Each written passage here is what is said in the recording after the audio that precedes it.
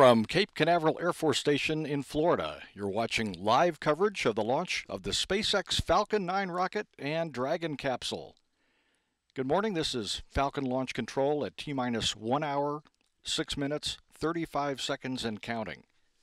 And just about 24 hours ago, the Falcon was fully fueled and ready to soar into space on a 2-day race to the International Space Station when a weather system spanning from across the northern Gulf of Mexico to east of the Florida coast brought torrential rain and thick clouds to the Space Coast and caused a postponement of the SpaceX Commercial Resupply Services 4 mission. Everyone across the country has regrouped, and the SpaceX launch control team here at Cape Canaveral has gathered again to oversee the launch of Falcon and the Dragon capsule.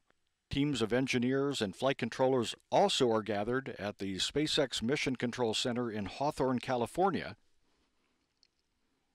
They're overseeing launch preparations as well as the flight once the launch occurs.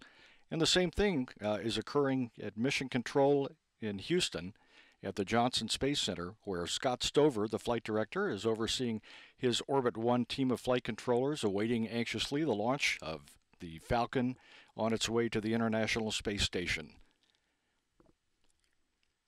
This is the fourth of 12 planned commercial resupply services, or CRS, missions for SpaceX, following 3 previous official resupply missions, the last one in April. Liftoff is targeted for an instantaneous launch window that has been further refined. It's now 1:52 and 3 seconds a.m. Eastern Daylight Time. And at the time of launch, the International Space Station will be flying at an altitude of 262 miles at 51.7 degrees south latitude, 165 degrees east longitude, southwest of New Zealand. Weather today is a marked difference than it was last night. At about this time last night, we were facing 90% no-go criteria. Today, U.S. Air Force 45th Weather Squadron Weather Officer Mike McAleenan has just modified and amended his forecast, giving us only a 10% probability of violation and a 90% chance of favorable weather. They only concern the cumulus cloud rule. Mike McAleenan will be updating the launch control team here shortly, at 1 hour away from launch, in about 4 minutes, so we'll stand by to find out if there are any updates.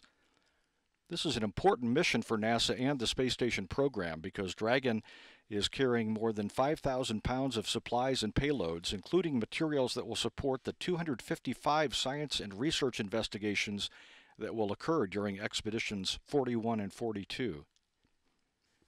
With a launch on time today, the Dragon capsule should arrive at the International Space Station Tuesday at 7:04 a.m. Eastern Time.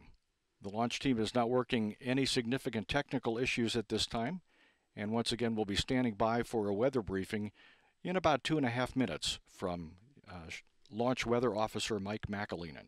At T-minus 1 hour, 2 minutes, 20 seconds and counting, this is Falcon Launch Control.